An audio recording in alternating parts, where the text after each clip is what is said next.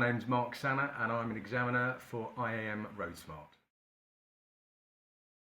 To tell you a little bit about myself, I'm still a serving police sergeant in London and I love all things cars. I'd like to say I'm a bit of a petrol head, but I have recently bought an electric vehicle, so maybe that's not the case anymore. I've been an advanced driver since 2000. I've been driving police vehicles since 1991.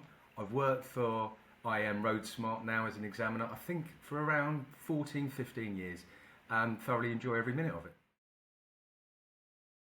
I think the reason I started working with IAM RoadSmart, I became an internal assessor within the police service and I just thoroughly enjoyed it. And I had a friend who worked for IAM RoadSmart and said he found it really quite rewarding. So I applied, nervously had a test with one of your senior examiners and fortunately passed that, and then embarked on it myself. And I get to go with young drivers, mature drivers, advanced drivers, and I like the variety it offers me and generally enjoy it.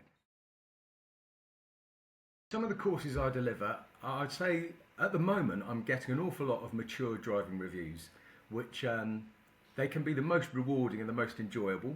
They can also be sometimes a little hard when you have to break the news that in your professional opinion you don't feel someone's driving is any more up to the standard it should be.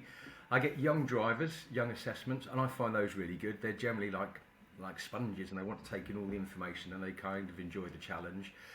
But I guess the best is when I do an advanced test, because I know these are people who've embarked on a journey with their own local observer group. They've invested a lot of their own time, and I think the effort they put in is commendable, and I really enjoy taking the advanced driving test. It's lovely to be the final piece of the jigsaw and sort of sign it off and say, well done, congratulations.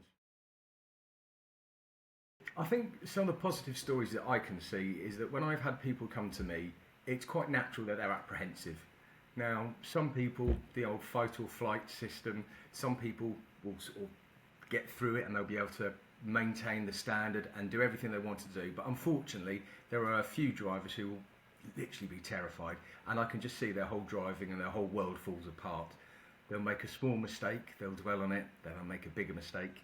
And at the end of those sessions, people are generally really crestfallen, and I'm very mindful they'll only take in a little bit of the feedback. But the main part of the feedback I try and give them is please put back in immediately, because I think you're a good driver. I think you can pass this test, and I think it's nerves and nerves alone have let you down on the day. And if they're happy to, I always invite them to come back to me, because sometimes the familiarity of somebody who isn't as scary as an examiner as they may have feared they were going to meet can help. And when they come back and they do it for the second time and they fly through, I absolutely love that. I feel that I've actually played a little part in their journey then. I think the reasons you should do a mature driving review is one of self-responsibility really, and then also responsibility to other road users. Statistically, it's one of the most dangerous things we can do, driving a vehicle. It sounds a little dramatic, but I have a very dangerous job as a police officer, yet my journey to work statistically is the most dangerous part of my day. So therefore, I think it's really important that you've got to have a skills check and a bit of a refresh to make sure you're still up to standard. Some mature driving reviews I do, I find they've been booked by their family, friends, and they're sometimes a little more challenging because the driver doesn't necessarily want to be assessed.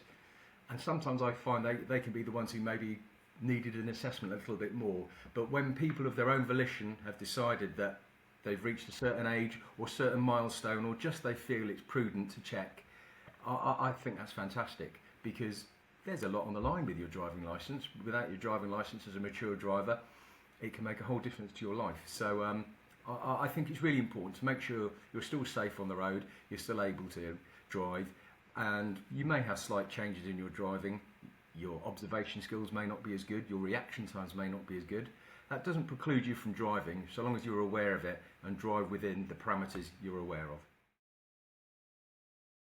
Young driver assessment, why should somebody do it? Well, I personally think that the driving test teaches you to pass a test. It doesn't teach you to drive on a road really, it teaches you just to pass a test. Driving in the real world is very different from sitting with an examiner for 45 minutes driving around a DSA driving test route. So I think it gives a driver a little bit of time to have settled into having their licence, sort of having their wings, and then it can give them a fresh viewpoint on how we think their driving is going and little pointers we can give them to help direct them. I generally find that the most useful nugget of information I can ever give any driver, and especially young drivers who are embarking on their driving career, is quite simple. I could put it into this simple phrase: look further down the road.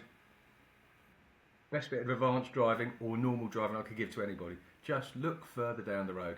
Don't just follow the car in front. They may be a really bad driver, and they're probably following the driver in front who's following the driver in front, and it's like a domino effect. So just look further down the road. And as a young driver, if you can get that into your driving plan early doors, you should have a much safer motoring career ahead. The advanced driving test, as I've said, for me is something I absolutely love to be an examiner for. I thoroughly enjoy it.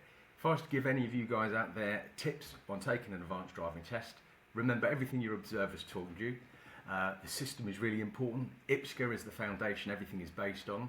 But one thing that people will often forget, or it may be due to nerves, is progression. Now, speed and progression are two different things. Don't confuse speeding with progression, because they're different. When you come to an examiner, remember that we need to see progressive driving. So we should be able to attain the speed limits on the roads. We should look for the lane of least resistance and nice smooth passage along our route.